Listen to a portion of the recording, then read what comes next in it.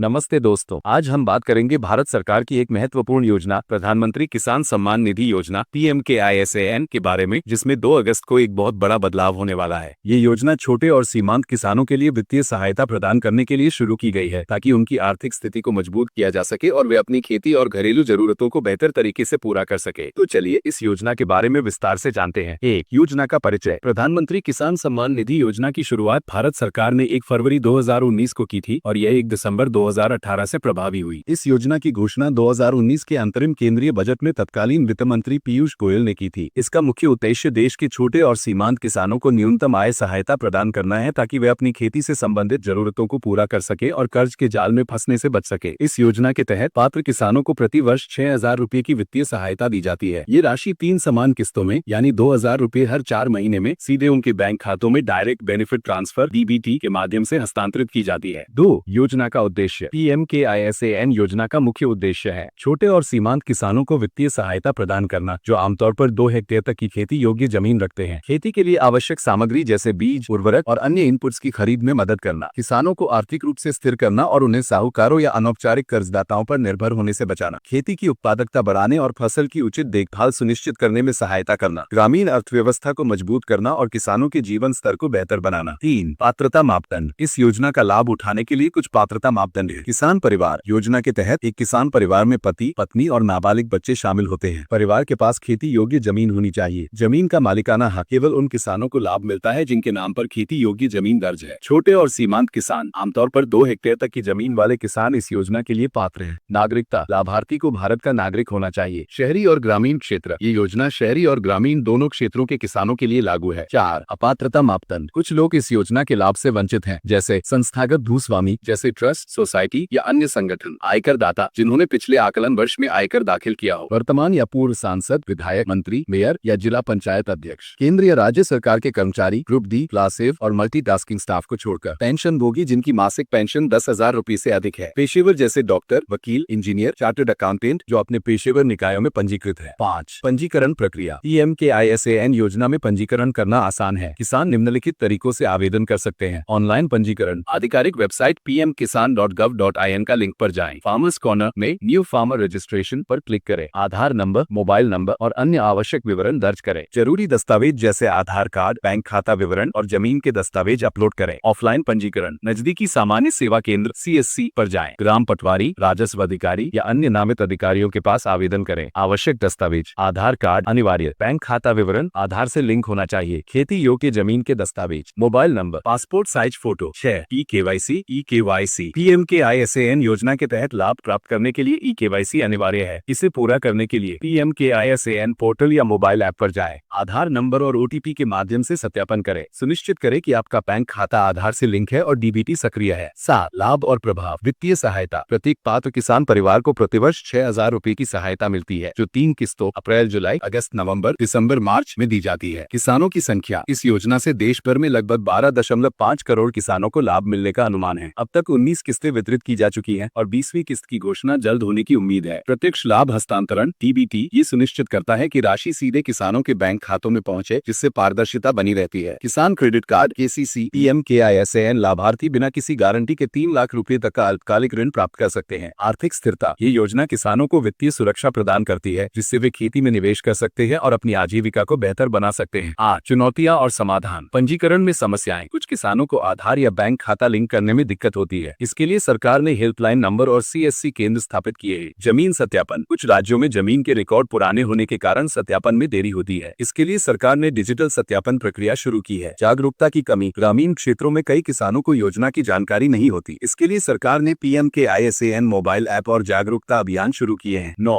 PMKISAN mobile app. PMKISAN mobile app को राष्ट्रीय सूचना विज्ञान केंद्र NIC ने विकसित किया है। यह ऐप निम्नलिखित सुविधाएं प्रदान करता है। स्व पंजीकरण, लाभार्थी स्थिति की जांच, आधार के अनुसार नाम सुधार, हेल्पलाइन नंबर तक पहुंच, योजना के बारे में जानकारी। 10. योजना की उपलब्धियां। विश्व बैंक और अन्य संगठनों ने इस योजना की सराहना की है, क्योंकि यह किसानों को प्रत्यक्ष वित्तीय सहायता प्रदान करती है, जो कि कर्ज माफी जैसे अन्य उपायों से बेहतर मानी जाती है। अब तक सरकार ने इस योजना के तहत 1.6 लाख करोड़ रुपए से अधिक का वितरण किया है। ये योजना तेलंगाना सरकार की रायथू बंधु योजना से प्रेरित है, जिसे विश्व बैंक ने भी सराहा था। 11. भविष्य की संभावनाएं। सरकार इस योजना को और अधिक समावेशी बनाने के लिए काम कर रही है, ताकि अधिक से अधिक किसानों को इसका लाभ मिल सके। डिजिटल तकनीक और डेटाबेस के उपयोग से लाभार्थियों की पहचान और भुगतान प्रक्रिया को और पारदर्शी बनाया जा रहा है। भविष्य में इस योजना को अन्य कल्याणकारी योजनाओं जैसे किसान क्रेडिट कार्ड और बीमा योजनाओं के साथ और बेहतर ढंग से जोड़ा जा सकता है। ये योजना हमारे अन्नदाताओं के लिए एक महत्वपूर्ण सहारा है और हमें उम्मीद है कि यह भविष्य में और भी किसानों तक पहुंचेगी। क्या आप इस योजना के बारे में कोई और जानकारी जानना चाहते हैं?